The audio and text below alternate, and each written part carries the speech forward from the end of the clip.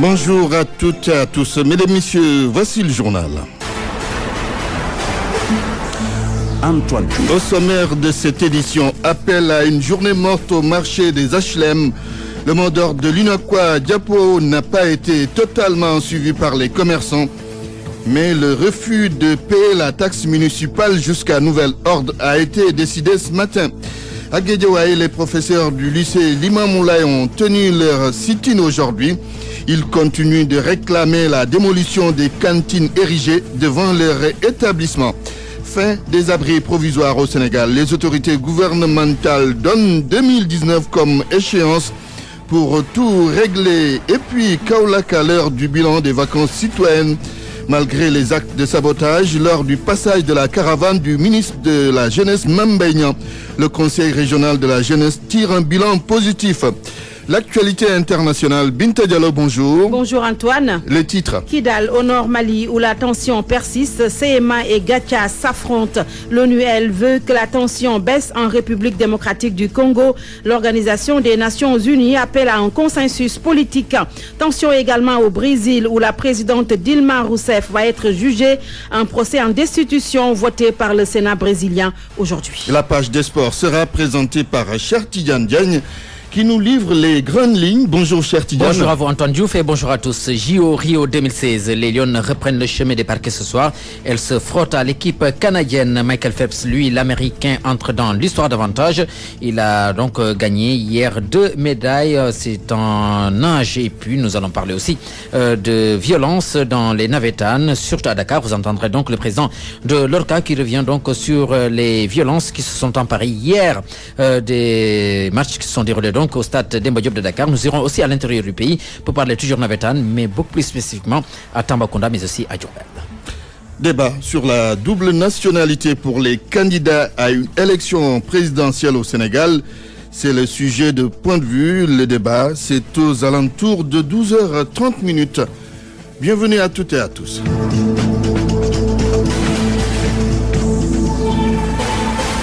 Antoine Diouf. Le conflit qui oppose la mairie des HLM aux commerçants du célèbre marché de cette commune a connu une nouvelle tournure ce matin avec une journée morte décrétée donc par l'UNACOIS Diapo pour dire non à la foire initiée par les autorités communales en face du marché des HLM. Sur place, une partie des commerces était fermée, donc ce matin, tout le contraire des commerçants qui ont leur cantine vers l'avenue Cheikh Ahmadou Bamba.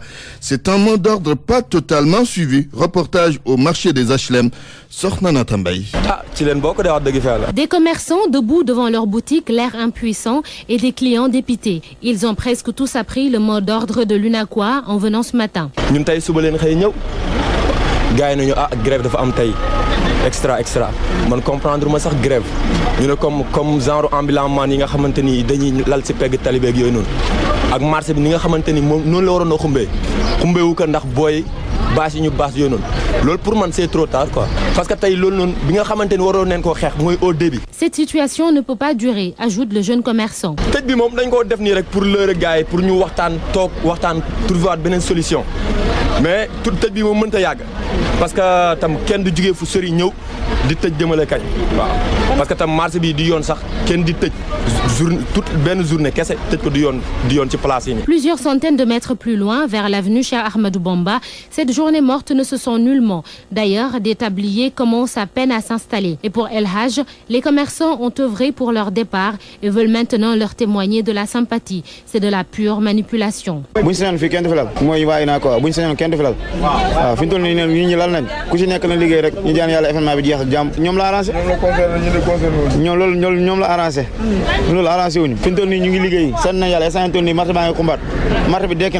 Si l'UNACOIS Diapo a réussi à rallier à sa cause des commerçants et vendeurs, certains ne veulent pas perdre une journée de travail ou n'ont simplement pas été informés. Pour eux, la meilleure formule aurait été la concertation. Commerçant devait fuir bien côté. Commerçant mo fuir rek mais lolu du problème. En attendant que leur problème soit réglé, les commerçants qui faisaient face à la presse ont décidé de ne plus payer la taxe municipale à la mairie des HLM et l'UNACOIS Diapo demande à tous de s'engager dans le combat. Compte rendu de leur conférence de presse Seydou Nourouba. Une immense foule s'est donné rendez-vous sous des tentes installées sur le parking du marché HLM. Ensemble, ils crient leur désespoir, leur désarroi. Ces commerçants du marché HLM en veulent au maire de la localité, qui selon eux a cédé 229 cantines pour 57 millions de francs CFA. Des cantines qu'il a remises par entente directe à seulement 15 millions à des privés nationaux. Abdou Aziz Sarro, secrétaire à l'information du comité de gestion du marché. 229 cantines là. Beaucoup calculé de 57 millions, il y a 15 millions par entente directe. Est-ce que ça c'est normal? C'est pourquoi tous sont unanimes sur un plan d'action. Plus question de payer la taxe municipale, encore moins la patente. Nous devons faire plan d'action pour d'autres accepter. Faire tout ce qui est taxe municipale, d'autres faire tout ce qui est patente tant que réglons ce problème. Un ancien commerçant de ce marché devenu aujourd'hui vice-président de l'UNACOIS Diapo, Ibrahim Olo, demande aux jeunes commerçants de ce marché d'engager le combat. Il n'a pas manqué de les qualifier de poltrons puisqu'ils doivent avoir le courage et la force de faire face.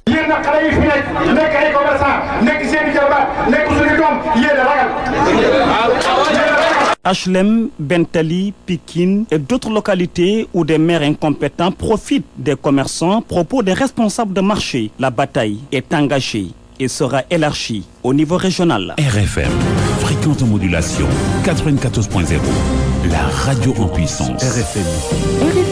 Antoine Diouf. 12h06 partout au Sénégal. Les professeurs du lycée Limamoulaye étaient en sit-in ce matin.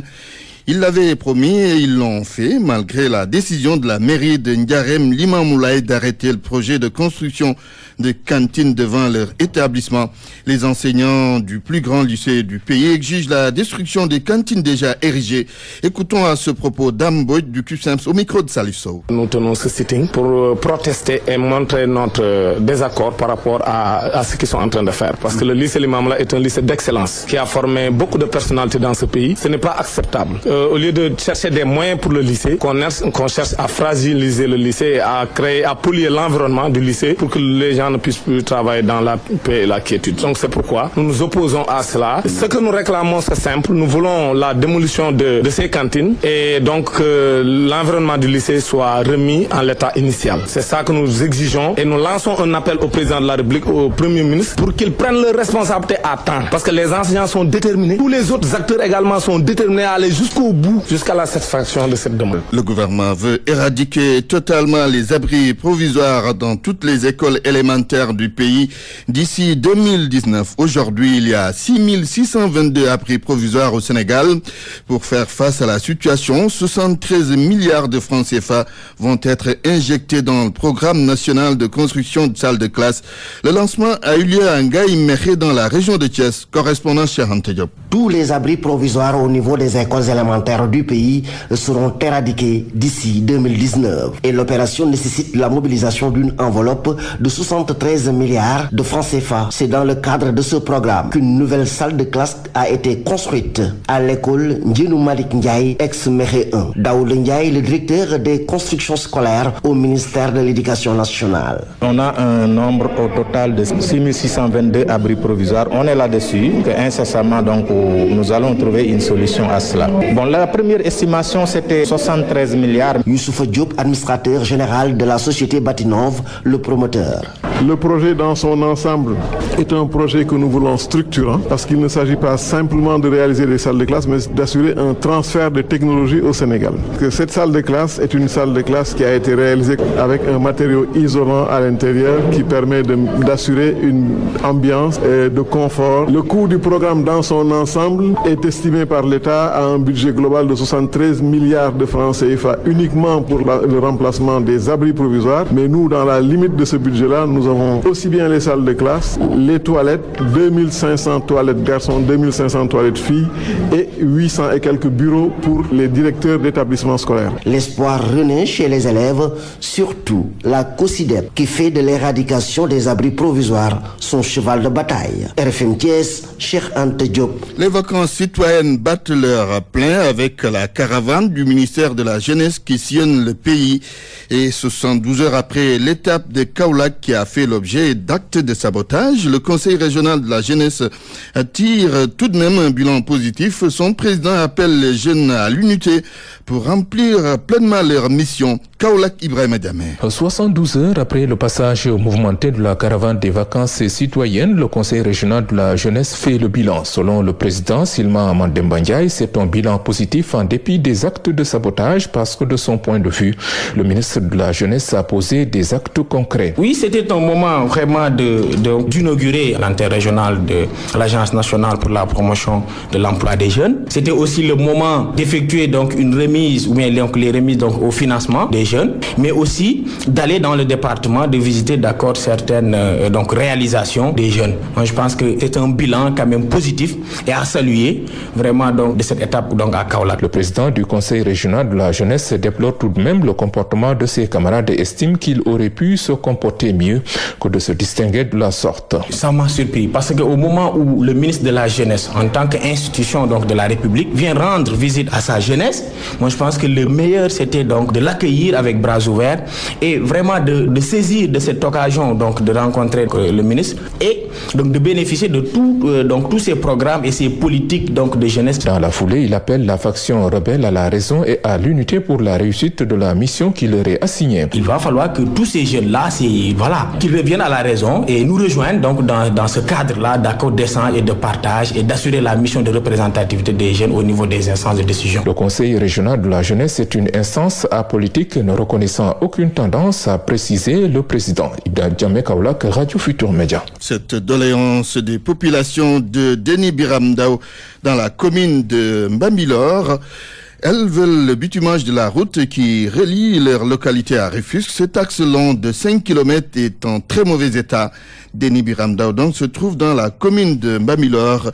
Isidore Alexandre Sen. Ce tronçon appelé boucle de Déni est un passage obligé pour les habitants de Déni Biram Ndao nord et sud. Pourtant la route est presque impraticable, surtout en cette période d'hivernage. Tout ce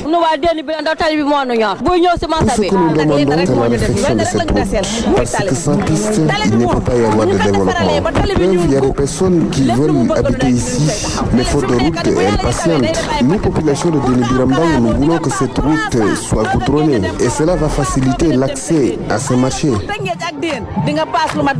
Les populations de la zone ont exprimé leur volonté de voir cette piste réhabilitée lors de l'inauguration du marché de Déni financé par la commune de Bambilor. Pour elles, la réussite de l'infrastructure dépend de cette route. On est obligé de quitter ici pour aller chercher de la marchandise à Tcharoy, Kerabundoy. Cette activité est notre principale source de revenus. Il faut que les autorités nous aident. Mbayang Ndoye revient sur le calvaire des usagers du tronçon Déni Biram Ndao Gorom. L'accès est difficile. Nous sommes en période d'hivernage. Nous prenons les taxis clando pour aller à Rufisque et des fois c'est difficile. Entre Déni et Rufisque, c'est 1000 francs.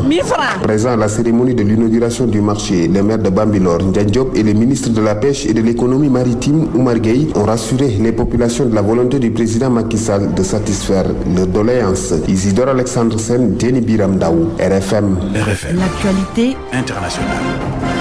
C'est avec Binta Diallo. Rebonjour Binta. Bonjour Antoine. La tension est toujours électrique à Kidal. Au Nord Mali, des combats opposent depuis hier la CMA et le Gacha. La coordination des mouvements de l'Azawad et le groupe d'autodéfense Touareg s'affrontent depuis un bon bout de temps à Kidal. Les détails avec Daouda Diouf. Les affrontements opposés à Kidal des hommes de la coordination du mouvement d'Azawad, la CMA, à dominante Touareg, d'autodéfense Touareg, une garde et alliés dénommé donc Gacha, un mouvement de la plateforme, la coalition pro-gouvernementale. Dans cette zone, la tension est montée de plusieurs clans ces dernières semaines. Les deux camps s'étaient en effet affrontés les 21 et 22 juillet dans Kidal même, à l'Armouloute, puis le 30 juillet à une quarantaine de kilomètres à l'est de la ville. Dans un communiqué signé par son secrétaire général Farhat Al-Ahmoud, la délégation a accusé une composante de la CMA d'avoir attaqué ses positions à 65 km au nord-est de Kidal dans l'après-midi d'hier. Les assaillants étaient dans des colonnes de véhicules partis de la ville de Kidal. Pourtant, dans cette zone, le 31 juillet, la MINUSMA avait annoncé avoir mis en place un dispositif d'interposition pour éviter des combats, ainsi qu'un dispositif d'observation pour contrôler les accès à la ville, éviter ces combats qui viennent à nouveau violer le cessez-le-feu accepté par la CMA et la plateforme dans le cadre de l'accord signé en mai-juin 2015 avec le gouvernement du Mali. Nous restons en Afrique de l'Ouest, Antoine, où les médias publics au Burkina Faso ont décidé d'aller en grève.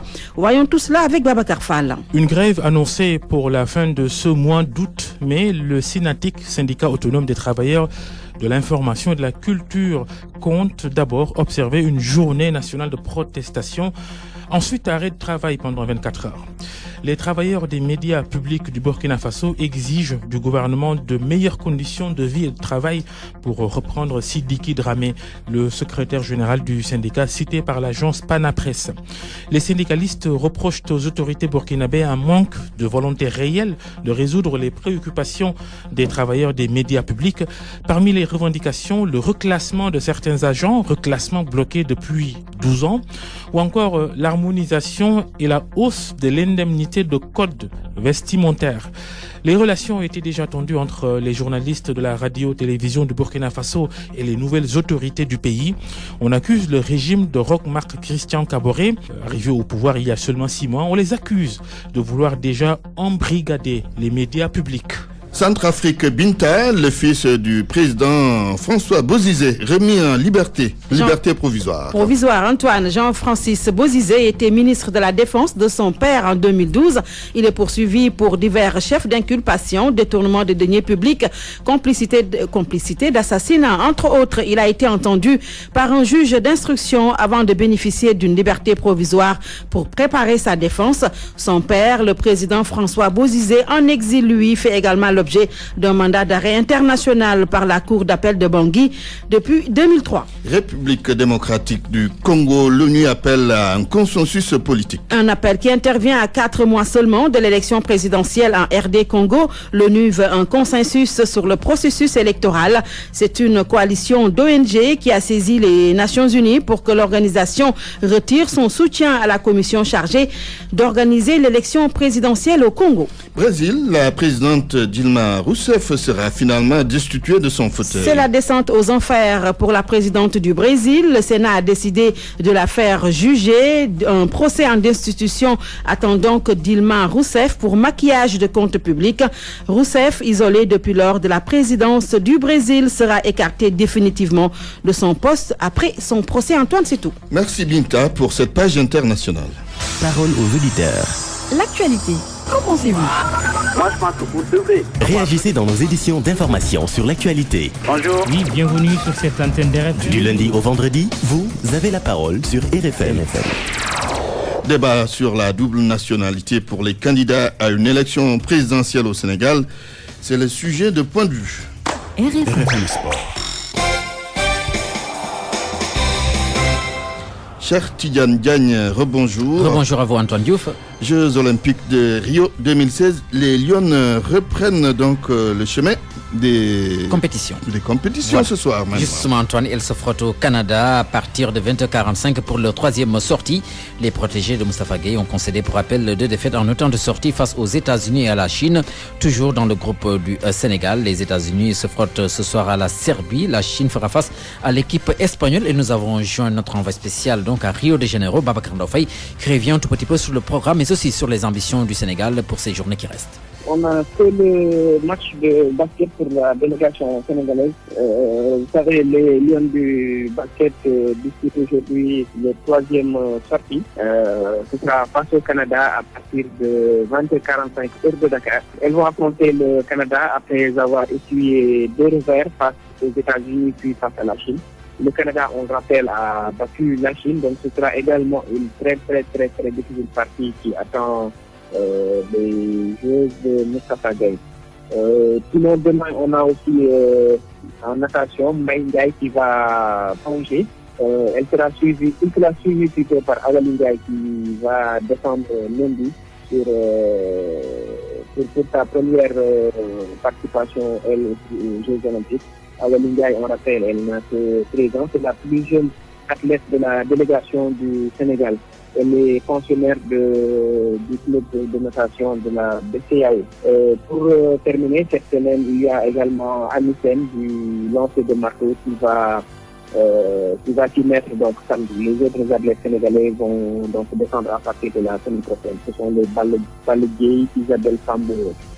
Michael Phelps, toujours dans l'histoire. 2 médailles en or en une nuit. L'Américain l'a fait hier, le nageur qui a remporté le 200 mètres papillon et le 4x200 mètres en nage libre. Phelps participe pour rappel à ses 5e JO. Il est le plus vieux médaillé d'or de l'histoire de la natation dans une épreuve individuelle. Antoine Diouf. Les violences s'emparent des Nawetan. Hier à Demba Diop, la confrontation Koussoum de la Médina et Khandalou de Rebeuss s'est terminée en queue de poisson. Les affrontements entre supporters des deux camps, des faits dont se désole le président de l'ONCAV que nous avons joué ce matin, Amadou Kane. Nous sommes désolés de ce qui s'est passé hier parce qu'avec la forte mobilisation que nous avons vue hier au niveau de Dakar, toute la population dakaroise s'est mobilisée pour venir voir des matchs. C'est de grandes ASC qui se rencontraient, c'était normal. Le fait que ça puisse se terminer comme ça quand même, nous le dénonçons. Et nous avons instruit l'ODCAV de Dakar, la zone 1, de faire une évaluation de ce qui s'est passé, de pouvoir situer les responsabilités. Mais je voudrais profiter de cette occasion pour quand même féliciter l'ODCAV de Dakar, la zone 1, toutes les ASC qui depuis le 15 juin sont en train quand même de se mobiliser pour que les Nawetan soient des activités calmes, sereines, des activités qui auront à occuper les jeunes de la région de Dakar. Mais malgré tout, on a constaté hier qu'il y a des cas de violence. Ce dont je peux dire est que, comme vous le savez, la violence, c'est un phénomène sociétal qui est là aujourd'hui. Je peux jurer que toutes les personnes qui ont été identifiées hier par rapport à ces cas de violence-là, ce n'est pas des personnes qui sont impliquées directement par rapport à la vie de l'ASC. Cependant, nous le condamnons et on ne manquera pas de veiller pour que des cas pareils ne puissent pas se reproduire. En collaboration avec les forces de sécurité, on va encore redoubler d'efforts pour mettre en place un système qui nous permettra de jouer sans difficulté. Amadou Kane, président de l'ONCAV en partance pour Ziguinchor pour les phases nationales devront démarrer à partir de ce week-end. À Diourbel, l'ORCAV condamne l'arrêté du sous-préfet interdisant la tenue des Nawetan à Lambaye pour risque de troubles à l'ordre public. Mamadou Moustapha Dian, président de l'ORCAV de Diourbel, nous l'écoutons, il est interrogé par Papa Balagay. Selon le président de la zone, le sous-préfet aurait informé, aurait notifié à ce dernier qu'il y a des menaces à l'ordre public, ce que nous ne croyons pas. D'autant plus qu'au niveau de Lambaye, l'année dernière, il y avait un peu de problème lors de la finale zonale. Mais ce problème-là a été réglé par les structures de manière responsable. Et cette question a été dépassée. Et aujourd'hui, je crois que moi, je ne vois pas l'opportunité pour le sous-préfet d'arrêter, par exemple, ses actes de vacances au niveau de Bambaye. Et je précise que là où il habite, les gens sont en train d'organiser des actes de vacances. Maintenant, là où ils travaillent, ils veulent nous priver, par exemple, de ces actes de vacances. Ce que nous pensons inacceptable. Et raison pour laquelle, d'ailleurs, même nous avons informé le gouverneur dans les minutes à venir pour s'enquérir de la situation et essayer de voir maintenant quelles solutions alternatives vous trouvez pour que ces jeunes-là ne puissent pas être empêchés d'exercer les actes de vacances. À Tambacounda, le tournoi des 4 grands a été interrompu, a été remporté par ASC Gounas face à Plateau 1-0. Dans nos toutes prochaines éditions, vous entendrez l'entraîneur de l'équipe vainqueur de ce tournoi, son nom Alain Djemé. Ce sera certainement dans nos toutes prochaines éditions, Antoine. Avec Moussa Oumar Gueye. Merci, cher Tigane Diagne. RFM, la presse du jour. Presse du jour, Mohamed Ali Mouba, bonjour. Bonjour. Débat sur la nationalité quand Idi s'en mêle. Quand Idi s'en mêle, c'est pour y voir, relève l'observateur, quelque chose de malsain et de dangereux. Il souligne que cette nouvelle erreur de Macky Sall n'obéit qu'à des calculs politiciens. On a vu d'utile ce que de tels débats ont provoqué comme dégâts ailleurs. Évitons-les chez nous, conseille-t-il. Titre du Populaire. Idi alerte sur les dangers qui guettent le Sénégal. Las, Idi rabroue Macky Sall. Mais avant d'en finir avec le président Macky Sall, une pique à son encontre. Et restons le lion rouge qui rugit, pas celui qui dort. Diplomatie, le Sénégal liste ses amis, les États-Unis, la France, le Maroc et l'Arabie Saoudite, les amis intouchables du Sénégal, souligne en rouge Sud Quotidien. Le confrère qui prend au mot Mankeur Ndiaye de relever que notre pays a des pays avec qui il entretient une coopération diplomatique singulière.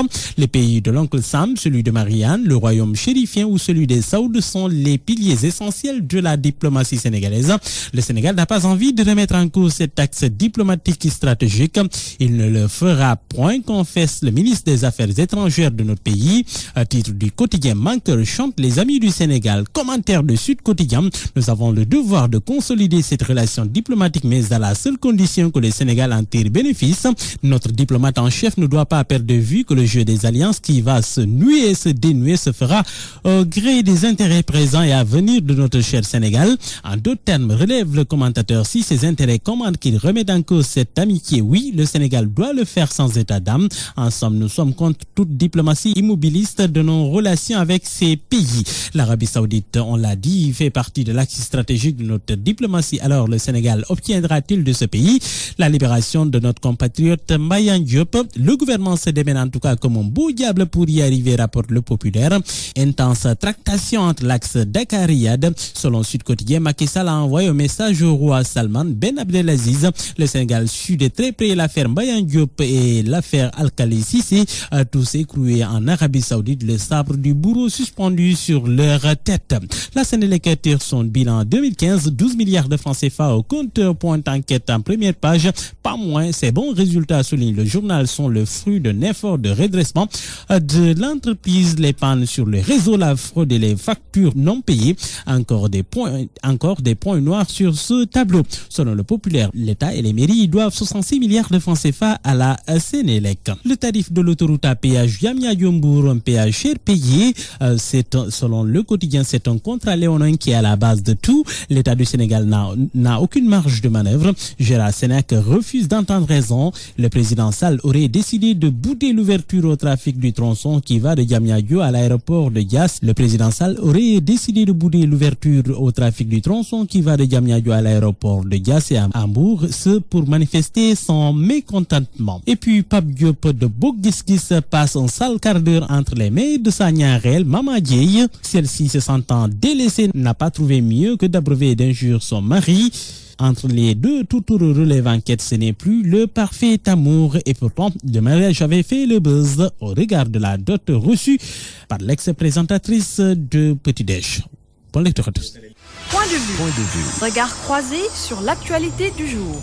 Débat donc sur la double nationalité pour les candidats à une élection présidentielle au Sénégal. Qu'est-ce que vous pensez de cela? Vous avez la parole. Parole aux auditeurs. L'actualité, qu'en pensez-vous? Nous avons en ligne El Hadj Kassé, ministre conseiller chargé de la communication à la présidence de la République. Bonjour El Hadj. El Hadj Kassé en ligne. Il y a également Ababakar Ba, vice-président du Parti des démocrates et réformateurs Yessal. On retrouve El Hadj Kassé. Bonjour El Hadj Kassé. Bonjour. Alors, que pensez-vous de ce débat sur la double nationalité et qui concerne les candidats à une élection présidentielle? Ce n'est pas un nouveau débat, il faut quand même le préciser. Oui, merci Antoine. Vous l'avez vous-même dit, que c'est un débat qui concerne les candidats à l'élection présidentielle. Exact. Il n'y a pas donc un débat sur la binationalité ou la double nationalité au Sénégal. Il n'y en a pas. Oui. Et je pense que les hommes et femmes politiques chez nous doivent savoir raison garder. Il n'est pas possible de construire une démocratie apaisée dans la mauvaise foi, l'intoxication et la désinformation. Qu'est-ce qui se passe?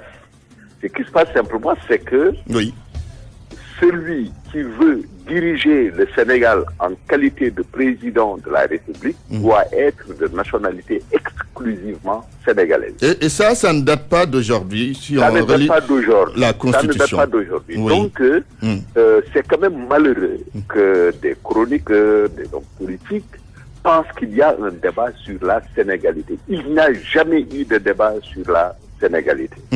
Nous sommes très bien placés pour le dire, parce que quand même, c'est avec le président Macky Sall que nous avons voté une loi qui fait que l'étranger marié à une Sénégalaise peut accéder automatiquement à la nationalité sénégalaise. C'est avec nous également que les Sénégalais de l'extérieur, notamment la diaspora, qu'ils soient exclusivement sénégalais ou binationaux, ont droit désormais à une représentation au sein de l'Assemblée nationale. Oui. C'est avec le président Macky Sall également que le fonds d'appui à la diaspora, mais également le fonds crédit aux femmes a été plus que doublé. Il est passé de 400 et quelques millions en 2008 lorsqu'il a été créé à plus de 2 milliards aujourd'hui. Donc, on ne peut pas faire des complexes au pouvoir actuel en la matière. Oui. Mais celui qui veut diriger le Sénégal doit être de nationalité exclusivement sénégalaise. Oui, sur ça, on peut être d'accord. Oui, sur ça, on peut être d'accord. Mais il y a des propositions du genre venant de la mouvance présidentielle que pour être candidat à une élection présidentielle, il faut non seulement être exclusivement de nationalité sénégalaise, mais il faut y renoncer 5 ans avant l'élection présidentielle. Quelque part, est-ce que ce n'est pas orienté et ciblé? Mais non, pas du tout.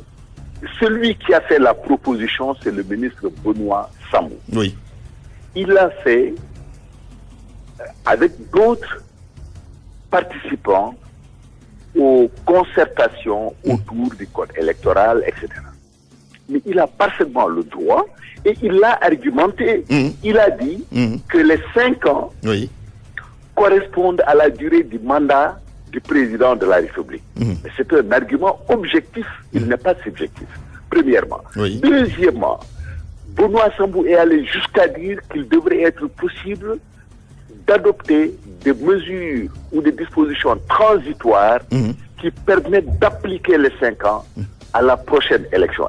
Mais il a fait des propositions précises. Donc il ne faudrait pas, que pour des raisons de politique politicienne, pour de la démagogie, qu'on étende le débat à la question de la nationalité de façon générale. Oui. Et si on appliquait cela, et si on appliquait la proposition de Benoît Sambou, qu'est-ce qui va se passer? D'office, il y a des candidats potentiels candidats qui seront écartés de la prochaine présidentielle 2019. Mais non, mais quand on adopte une loi, on fait fi des personnes. On ne parle pas de personnes, on parle de façon générale. Loi impersonnelle. De la généralité et de l'impersonnalité. Mais il ne faudrait pas que des esprits malsains veuillent imposer ou alors interpréter un débat ou une question sur des bases tout à fait démagogiques. C'est inacceptable. Et je pense que pour une démocratie apaisée, la bonne foi est un principe cardinal. Voilà. Très bien. Elhadji Kassé, je vous remercie. Je rappelle que vous êtes ministre conseiller. Vous avez en charge la communication de la présidence de la République. On retrouve maintenant Ababakar Ba. Bonjour Ababakar. Bonjour Antoine. Vous êtes le vice-président du Parti des démocrates et réformateurs Yessal. Quel est votre point de vue sur ce débat relatif à la double nationalité pour les candidats à une élection présidentielle? C'est un débat d'abord inopportun, malsain et qui ne nous rapporte absolument rien que de la division dont nous n'avons pas besoin. Au moment où nous avons besoin de l'ensemble des fils et des filles de ce pays, je trouve malsain de vouloir écarter un Sénégalais sous le seul prétexte qu'il a une double nationalité. Au moment où nous faisons appel à ces binationaux pour défendre nos couleurs partout à travers le monde sur le plan sportif, je ne trouve pas la raison, sinon tout simplement une raison de politique politicienne et mal pensée qui pousse ces gens-là de la majorité à vouloir installer ce débat-là. Mais c'est un débat qui existe depuis longtemps. Cela existe dans la Constitution du Sénégal. Pas en ces termes. Peut-être c'est un débat qu'on a remis au goût du jour avec des modifications qu'on veut faire. Oui, la Constitution disait que pour être président, il faut être exclusivement de nationalité sénégalaise. Oui, ça c'est Abdoulaye Wade. Oui, mais je trouve même qu'on devrait évoluer. La personne qui est sénégalaise, ce n'est pas sur le papier que nous devons savoir qu'elle est sénégalaise ou qu'elle n'est pas sénégalaise. C'est tout simplement la personne qui se sent sénégalaise qu'on doit considérer comme sénégalais. Aujourd'hui, si même un Chinois ou un Japonais qui se sent sénégalais et qui a la nationalité sénégalaise, on ne devrait pas l'empêcher de briguer les suffrages des Sénégalais. Parce qu'en dernier ressort, ce sont les Sénégalais qui vont élire sur la base de la confiance qu'ils ont. Et il faut s'ouvrir à ce point. Oui, je pense que le monde évolue. Il y a des enfants sénégalais, de parents japonais, de parents petits Français, de parents américains, de parents nigérians. Pour quelle raison on devrait empêcher à ces Sénégalais qui ont le seul tort d'être nés dont l'un des parents a une autre nationalité, de ne pas pouvoir briguer le suffrage des Sénégalais? Et la manière dont le débat a été posé au niveau de la commission, ce n'était même pas à l'ordre du jour. C'est à la fin des travaux, donc il y avait des calculs derrière. Calcul par rapport à qui exactement? Parce que pour la clarté du débat, c'est bon de le dire. Bon, il y a des Sénégalais qui pourraient être candidats et qui ont la double nationalité. C'est ces gens-là qui... Comme qui? Vous pensez à qui? Bon, je pense peut-être à Karim Wade, je pense à Abdoul Mbaye et d'autres. Et c'est pourquoi c'est malsain, parce qu'une loi ne doit pas être personnelle. Et pourquoi exiger 5 ans? Avoir renoncé 5 ans, non? Moi, je pense... Pour vous, on aurait dû laisser cette disposition comme telle. Cette disposition devrait même évoluer. C'est-à-dire carrément sauter. Sauter. Parce que moi, je pense que nous dans notre parti, on est des panafricanistes. Sur le plan africain, l'étranger devrait sauter. Un Sénégalais pourrait se retrouver président de notre pays à cette nationalité-là. Pourquoi empêcher à quelqu'un d'autre, du moment où il acquiert la nationalité sénégalaise, il est sénégalais. Du moment où il se sent sénégalais, le patriotisme dont on veut en parler, ça ne se juge pas sur la base du papier de la nationalité sénégalaise. Non. Il y a des Sénégalais de parents sénégalais qui ne sont pas aussi patriotes que des Sénégalais qui ont acquis la nationalité. Donc moi, je pense que ce débat-là, on devrait le dépasser on ne devrait même pas en discuter.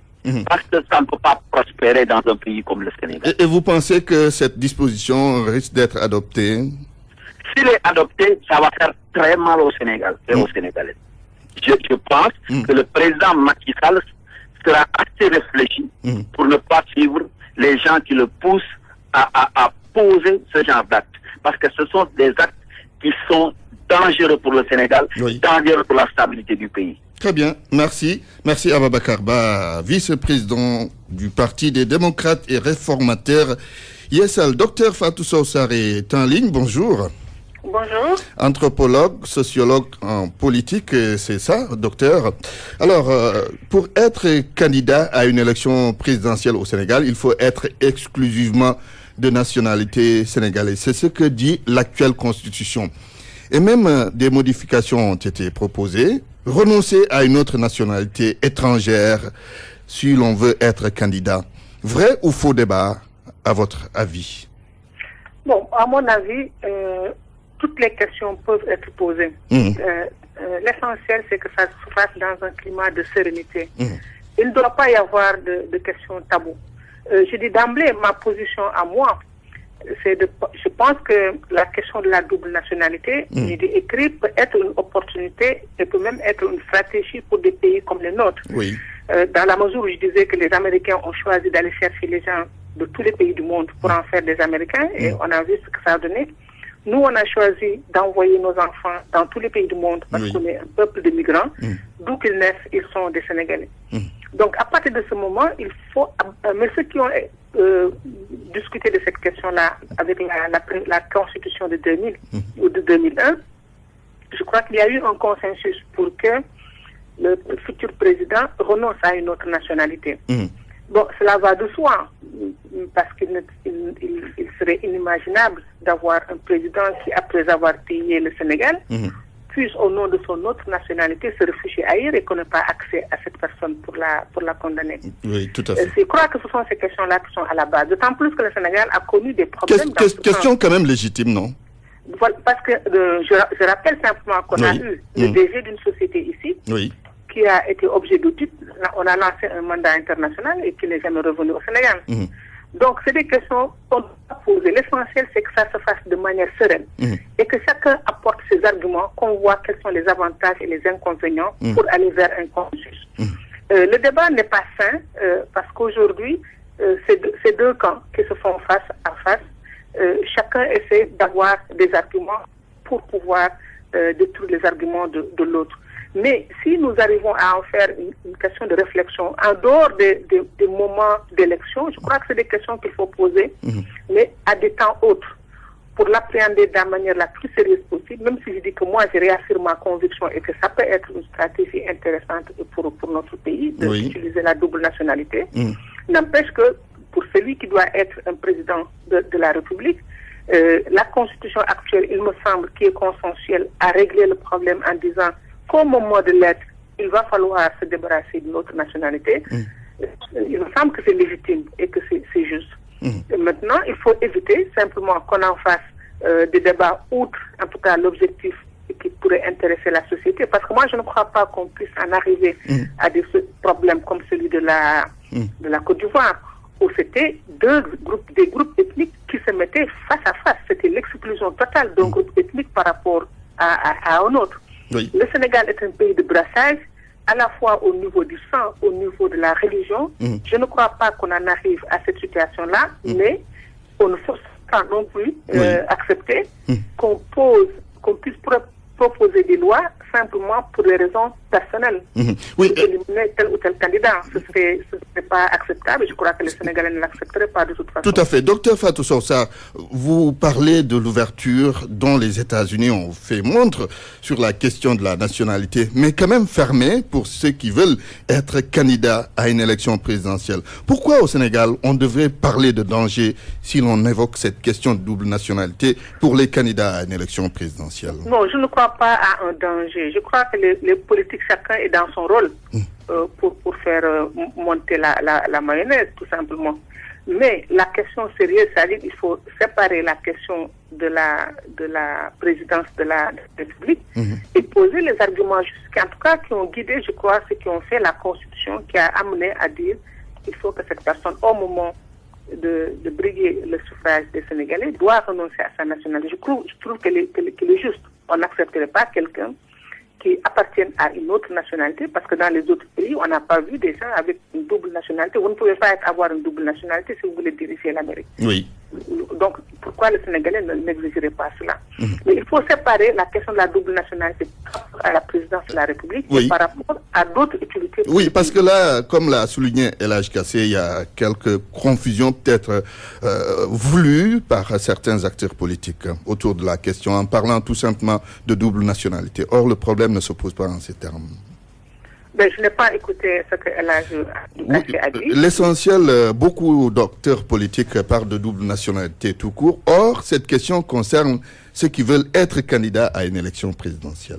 Voilà, ceux qui veulent être. Mais je pense que la Constitution l'a réglé en essayant maintenant de ramener ça à 5 ans, pourquoi pas 1 an, pourquoi pas 10 ans, pourquoi pas 20 ans. Oui. C'est-à-dire, c'est cette question d'échéancier qui sème le doute dans l'esprit des Sénégalais, il faut se l'accorder, et qui essayent de se dire, est-ce qu'il n'y a pas des personnes qui sont visées par cela?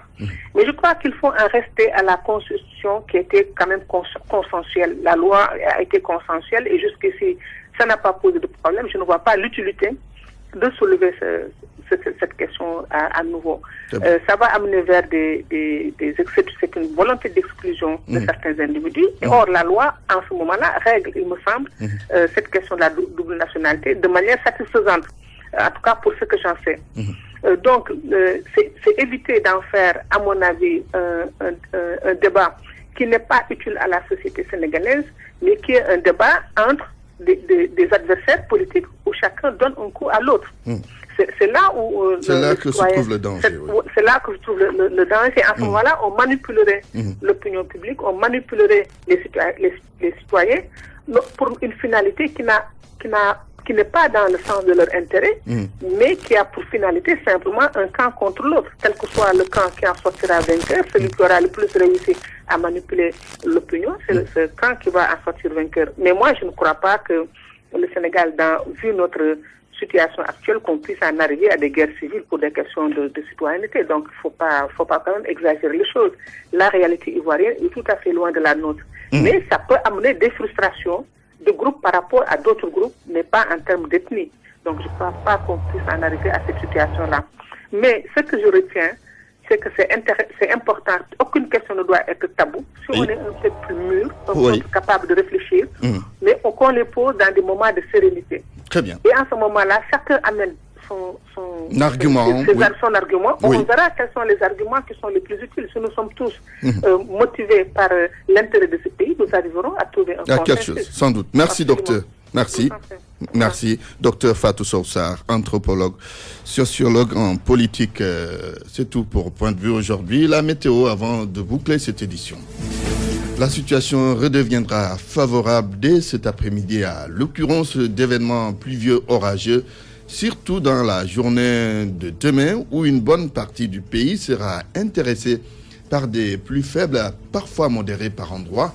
À partir du vendredi et en début de week-end, les perturbations seront surtout marquées sur le centre-ouest et le sud du territoire. En dépit des précipitations prévues, la sensation de chaleur persistera sur l'ensemble du pays.